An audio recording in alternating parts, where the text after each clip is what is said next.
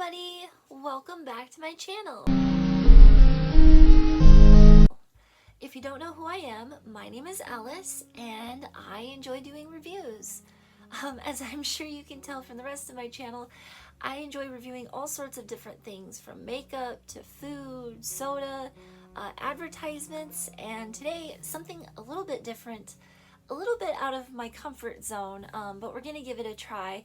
I am going to be reviewing Lisa Jewell's novel, Watching You. So I actually picked this book up from the grocery store, and it was a very intriguing book right away. Just the description on the back kind of pulled me right in. I'll read it for you. Someone knows what you did. Not last summer, but... You're back home after 4 years working abroad, new husband in tow. You're keen to find a place of your own, but for now you're crashing in your big brother's spare room. That's when you meet the man next door. He's the principal at the local school, twice your age, extraordinarily attractive. You find yourself watching him all the time. But you never dreamed that your innocent crush might become a deadly obsession. Or that someone is watching you.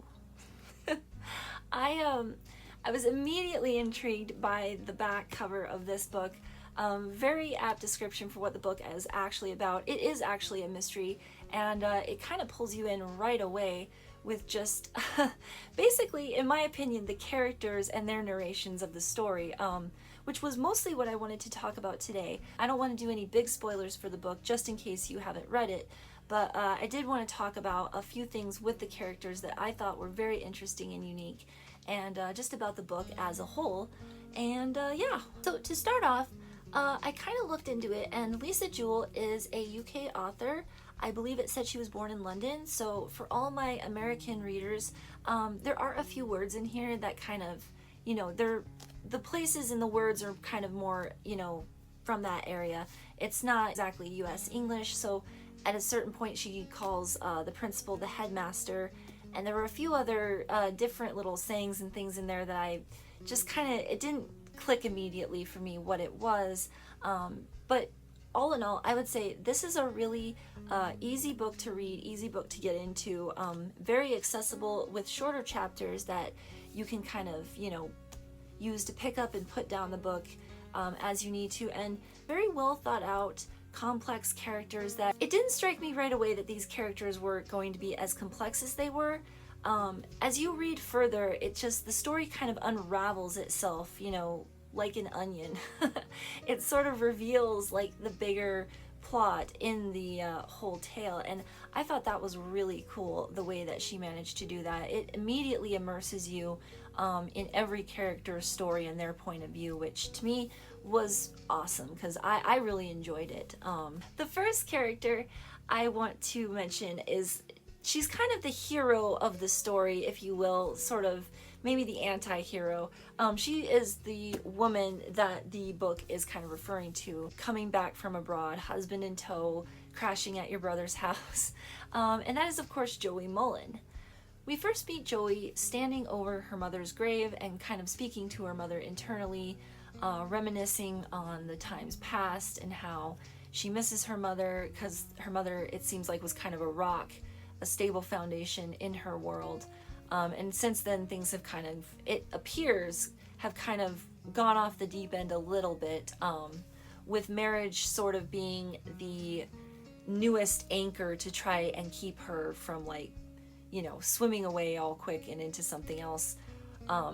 You just get the sense that Joey's life was very chaotic for a long time, and that she has a really checkered past, that her mother always tried to see the best in her and kind of say, hey, she's trying her best, you know, she's living her life. And to me, that really spoke to, like, just kind of sort of my inner struggles and the whole, you know, feeling you're not good enough, feeling like you'll never be good enough, and that every time you fail is just another, you know, stain you'll have to wear on your reputation as a person, as like a loved one, what have you.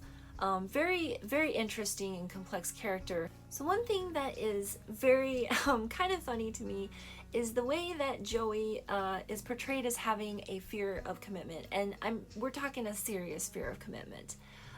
She is freshly married, and by her retelling of the story, it kind of appears that it was a very impulsive decision to get married, that she was very overwhelmed with passion for her current lover, and they hadn't even known each other that long. And to kind of cement this, the second character we meet along with her brother is Tom Fitzwilliam.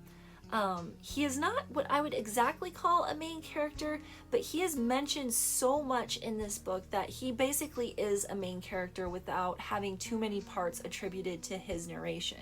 It's a very interesting way to write a character, especially one that, you know, other people are talking about all the time.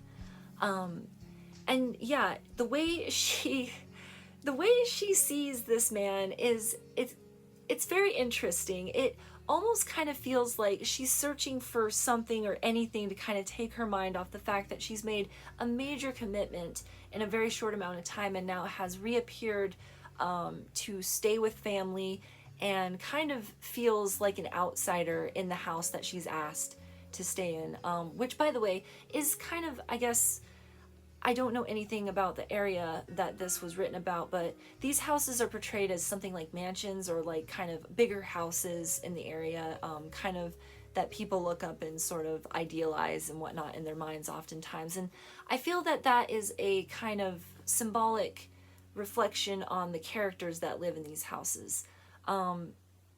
Joey mentions that she was in one of these houses at one point, and it actually wasn't that glamorous.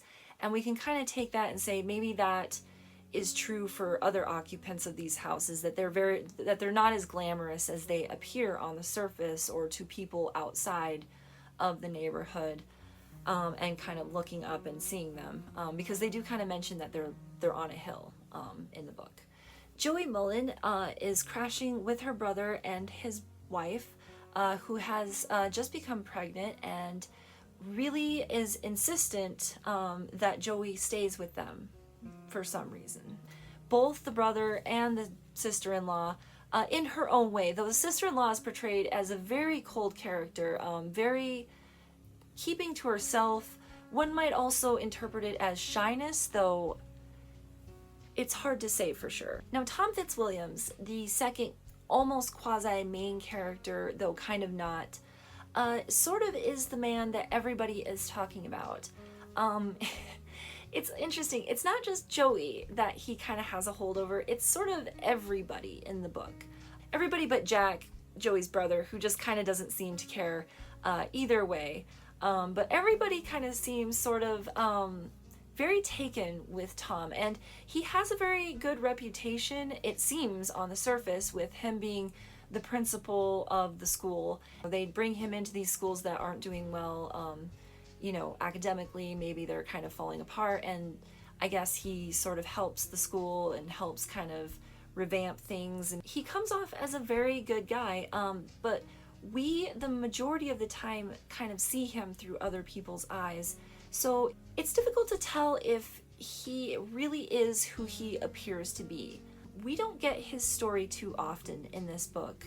If I remember right, we get it a couple of times, and it's very interesting that Tom is somebody whom everybody is talking about and referring to and sort of making assumptions about, and we don't, as the reader, even know what is real until kind of, you know, towards the end of the book when things are more revealed.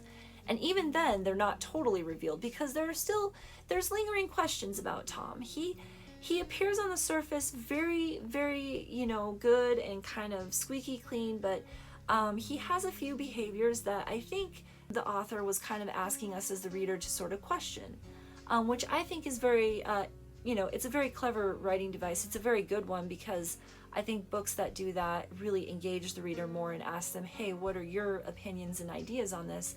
And I really like that. I think it's also making the commentary on, you know, what we sort of perceive about a person based on the things that we hear about them, the rumors that people will tell, or the stories, and, you know, not all of those things might be right. The next character I want to talk about is Freddie Fitzwilliams, and he is a very interesting character as well. Many parts of the book are told from his perspective, and it immediately becomes apparent that he is kind of different than the other characters. He is seen as a very intelligent boy, as a very kind of reclusive boy who has taken his camera and taken pictures of pretty much everybody in town, you know, because they live on a hill. He can kind of see down into the town with some sort of high-powered camera that he has, which I thought was very interesting. One spoiler I'm gonna make here, so I mean, just kind of skip past this part if you don't want to hear it. Freddie has, I believe, Asperger's is what they claim in the book, and it might be called something else today. I'm not sure if that is the correct term, but it's clear that there is something going on, and while he's very intelligent, he kind of doesn't seem to pick up on social cues as well. To me, I thought that was a very, very interesting way to sort of engage the reader with this character, and sort of him with the rest of the characters. I wondered if it kind of was sort of making a correlation of how people with Asperger's or autism might watch the world and sort of wish to be a part of the world and sort of catalog the world in their head, you know, though Freddie did it on his computer. And I was very curious if that is where the author was going with this. I will say, however, Freddie, there's a few parts in this book that really bring into question Freddie's kind of moral character, and maybe if his Asperger's is truly Asperger's, or perhaps is a diagnosis given or wanted because of another character who has the same diagnosis that he is really into. I think it's fair to kind of consider that, especially given that some of this book and some of what he is doing would be questionable to people who found it, which was why he was hiding it on his computer. I felt like that was a very interesting portrayal of him. And let me just say this, if you are someone who has read the book and has Asperger's, I would love to hear your opinion on it, on Freddie and what you think about him. Is it a realistic portrayal? Is the other character a realistic portrayal of someone with Asperger's? That would be really interesting to know, especially if maybe Lisa Jewell knows somebody who has that, and or maybe has it herself.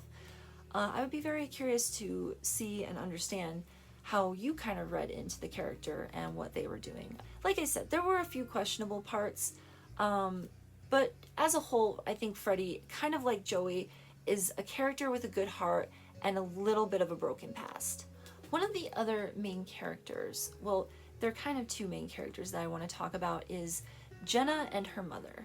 Jenna lives with her mother, who is starting to unravel and disassociate from reality. I don't know what exactly she has, and I don't think it's very clear, like, to Jenna, the character, what is going on with her mother. It seems like some kind of paranoid break with reality where she has taken to stalking the Fitzwilliam family and sort of taking pictures of them and Tom for various reasons that have been sort of fed to her by an online community that she is a part of. This was a very interesting and kind of intense portion of the story. And again, it really kind of asked the question, like, you know, just because a person may be mentally unstable or mentally unwell, do we disregard everything that they're saying, everything that they're doing? Because sometimes actions have purpose, though they don't make a lot of sense in the moment. And I think that's a question that the book brings up a lot.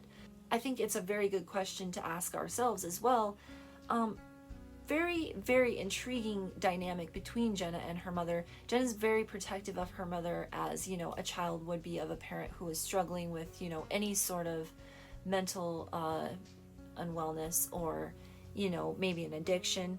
I felt like that also could have been symbolic of a parent who drinks or is an alcoholic, and the child having to kind of protect and excuse bad behaviors. At one point, Jenna has to kind of rescue her mom from the bar, and though the mom, I don't think, was drinking, she was acting in a way that kind of was like crazy and embarrassing Jenna. The portrayal of the mother in this book, of all the mothers in this book, is very, very important. I feel like that is one of the most important aspects of the book, is motherhood and how they rise to the occasion for their children, and also how they can, you know, greatly fail their children as well. I feel like that hidden in this is sort of a commentary on, you know, parenthood and how we sort of, you know, struggle as parents, kids, human beings in day-to-day life. Very, very intriguing book and intriguing mystery. I won't say too much more about it because I don't want to give too much of it away, but I really recommend picking up this book and checking it out. I am definitely going to be reading more of Lisa Jewell's books, and if you guys like this, I might consider doing another review here pretty soon of another book. So yeah, just let me know in the comments if this would be something you enjoy. I'm sorry if this is a little all over the place. Anyway, thank you guys so much for tuning in. If you haven't already, please consider liking and subscribing, and I will see you all later. Bye.